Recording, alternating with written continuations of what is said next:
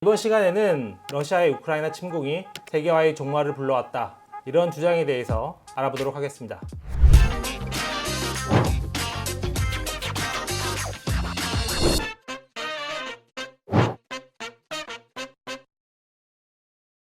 안녕하세요. 서울경제신문 뉴욕특파원 김영필입니다. 앞으로 매주 이 시간 한 주간의 월가 핫 이슈를 심층 분석해 전달해 드리려고 하는데요. 자, 이번 시간에는 세계화, 즉 러시아의 우크라이나 침공이 세계화의 종말을 불러왔다, 이런 주장에 대해서 알아보도록 하겠습니다. 그러기 위해서는 세계화가 뭔지 이것부터 좀 알아야 하는데요. 세계화에 관해서는 뉴욕타임스의 유명 칼럼니스트 토마스 프리드먼의 책 렉서스와 올리브나무 또는 세계는 평평하다, 이 책을 보면 많은 도움을 받으실 수 있는데요. 직관적으로 세계는 평평하다, 즉 월드 이즈 플랫, 있는 그대로 생각하시면 됩니다. 자유무역을 통해서 전 세계가 상품과 노동을 교육하고 생산비가 싼 나라에서 생산해 이를 수입함으로써 생산국가와 수입국가 모두 이익을 보겠다, 이것이 자유무역의 기본이면서 세계화의 한 축을 이루고 있습니다. 그래서 이 세계라는 게 1990년대 옛소련이 붕괴하면서 본격화되기 시작합니다. 우리나라에서도 세계화, 글로벌화, 이것이 김영삼 정부 때 상당히 유행을 했었죠. 그 다음에 이제 2001년에 중국이 WTO, 즉 세계무역기구에 가입을 하면서 탄력을 받게 됩니다. 전에는 공산권 국가와는 교역이나 왕래가 쉽지 않았었죠. 서로 적대적이었으니까요. 그런데 이제 그런 벽이 깨진 거죠. 여기에 새로 나온 인터넷, 이것이 전 세계를 하나로 묶게 됩니다. 그래서 세계 어디에 있든지 모든 정보에 접근할 수 있고 서비스를 받을 수 있는, 또 정보를 알아낼 수 있는 세계화가 본격화되게 되는 겁니다. 이 중 WTO, 즉 세계무역기구는 중국이 글로벌 무역시장에 참여한다는 아주 큰 의미가 있죠. 그래서 WTO는 좀 쉽게 얘기해서 무역을 하는 국가, 지금 WTO 회원국끼리 무역을 할 때 어떤 기준 같은 걸 세워둔 겁니다. 그 룰에 따라서 우리가 무역을 하자. 공정하지 않은 정책, 보조금이나 이런 건 주지 말자. 이런 식으로 이제 룰을 세워놓은 거고요. 중국이 이제 수출로 급성장하고 한국을 포함해서 미국, 유럽이 중국의 싼 물건을 수입해서 소비자들이 혜택을 보고 기업들도 비용 측면에서 절감을 크게 할 수 있었던 시기, 이것이 중국의 WTO 가입 이후 그리고 세계화가 가져온 큰 혜택입니다. 그래서 세계화는 좀 더 단순하게 좀 직관적으로 세계화가 뭐냐 이렇게 물어보시면 맥도날드와 코카콜라다, 이렇게 얘기하셔도 크게 무리는 없을 것 같습니다. 전 세계 어느 나라든 미국에 맥도날드와 코카콜라가 들어가고 그 나라에서 모든 국민이 맥도날드와 코카콜라를 즐길 수 있다는 것, 이것이 세계화라고 좀 단편적이지만 이렇게 생각하시면 됩니다. 이번에 러시아가 우크라이나 침공하면서 러시아에 있던 맥도날드 매장이 문을 닫게 됐죠. 즉 세계화가 없으면 맥도날드도 없는 겁니다. 중요한 게 전 세계가 하나로 연결되어 있는 시장체제가 이제 끝났다, 이런 주장이 나오는 겁니다. 방금 말씀드렸지만 러시아의 우크라이나 침공이 결정타인데요. 이유는 간단합니다. 미국과 서방 국가들이 러시아에 대해 제재를 하기 시작했죠. 그러면서 이제 러시아로부터 천연가스 에너지를 수입하지 않기로 했고 러시아의 물건들도 수입하지 않고 그 다음에 러시아의 대은행 거래, 무역 거래도 거의 막는 상황입니다. 그렇다 보니까 이제 러시아는 우리도 니네 필요 없다, 우리 스스로 하겠다, 아니면 우리 주변에 있는 중국, 인도랑만 거래하겠다, 이렇게 나오고 있습니다. 즉 고립 현상이 나타날 가능성이 높은데요.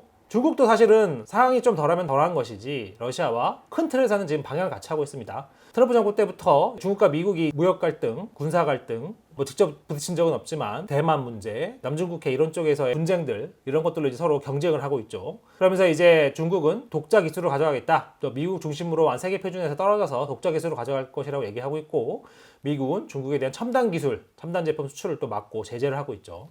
이렇게 되면 옛날 그 냉전 시절 때처럼 중국과 러시아가 그룹, 미국과 영국을 중심으로 한 유럽연합, 서방 국가들, 일본, 한국 포함해서요, 이렇게 좀 나눠질 수가 있는 것이죠. 상황이 그렇게 된다면 어떻게 되느냐? 앞서 말씀드렸지만 중국이 세계의 공장 역할을 해왔습니다. 세계화를 통해서 중국도 성장을 하고 다른 나라들도 혜택을 받는데, 이제 세계화가 끝나면, 물론 그 전에 코로나 때부터 그랬었지만요, 미국이 이제 중국의 공장을 더 이상 지으려고 하지 않습니다. 특히 이제 반도체 같은 핵심 시설은 미국에만 짓는다, 이런 방침을 세웠죠. 리쇼어링, 본국으로의 회귀, 이런 것들 많이 하고 있습니다. 앞서 말씀드렸지만 이제 이런 세계화의 종말은 코로나19 때문에 어느 정도 이제 징조가 보였었습니다. 코로나19로 중국이 주요 제조업 종자들이 문을 닫고, 방역 때문에 문을 닫고, 또 이제 기초의료 장비 이것들을 대미 수출을 막으니까 미국이 이제 깜짝 놀라게 된 거죠. 세계화만 믿고 가만히 있었다가 마스크 하나 제대로 못 쓰는 나라가 됐구나, 이런 생각이 된 겁니다. 그래서 이제 공장들을 돌려와야 되겠다, 미국에 져야 되겠다, 세계가 멀어지게 되겠다, 이런 생각을 하고 있었는데 엎친데 덮친 격으로 러시아가 우크라이나를 공격을 하고 이제 원자재 문제, 유가 문제 이런 거 생기면서 세계화가 이제 종말을 고하게 됐다, 이런 분석이 나오게 되는 겁니다. 여기에 하나 더 얹으면 러시아와 우크라이나가 세계 밀 수출량의 30%를 차지하고 있는데요. 사실 그동안 세계화가 잘 이뤄진 상황에서는 돈을 조금만 더 주면 되니까 밀의 수입 이런 건 크게 문제가 되지 않았습니다. 근데 이제 세계 밀 수출의 30% 엄청난 숫자죠. 이런 게 이제 공급이 제대로 안 된다고 생각하면 먹고 사는 문제가 당장 걸릴 수 있는 겁니다.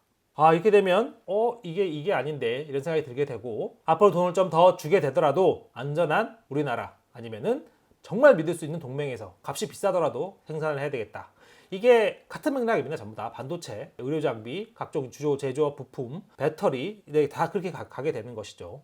근데 이렇게 되면 안 좋은 점이 있습니다. 아까 세계화의 가장 큰 장점이 가장 싼 걸 생산해서 이득을 보는 거죠. 이제 인건비가 비싼 미국이나 유럽 이런 쪽에서 물건 생산하게 되면 당연히 가격이 오르게 되겠죠. 이거는 뭐 피할 수 없는 문제입니다.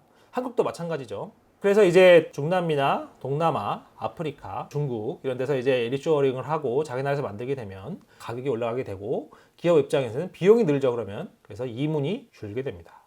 또 중요한 게 하나가, 기업 입장에서는 커다란 수출 시장을 또 잃게 됩니다. 세계화가 적어지게 되면 아무래도 러시아와 중국과의 관계가 예전 같지 않겠죠. 그러면 이제 그 나라에 진출하는 것도 어렵고 판매도 어려워진다는 것인데, 중국은 세계 GDP 순위 2위고 러시아는 11위입니다. 중국의 인구는 14억 명이 넘죠. 엄청난 시장이죠. 그래서 이런 세계화의 종말은 술을 먹고 사는 한국에는 매우 치명적인 결과를 낳을 수 있고요.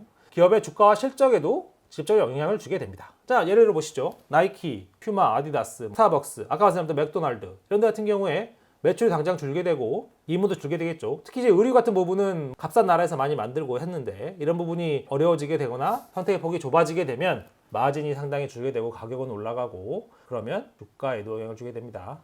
물론 이제 이게 직접적으로 지금 그래서 세계화의 종말이 얼마나 영향주의냐, 미국 증시에는 뭐 얼마나 빠지느냐 이렇게 직접적으로 지금 상황을 짚어서 말씀드릴 수는 없지만, 이 큰 그림이 이렇게 변하고 있다. 전 세계 경제 질서, 국제 질서가 변하고 있다.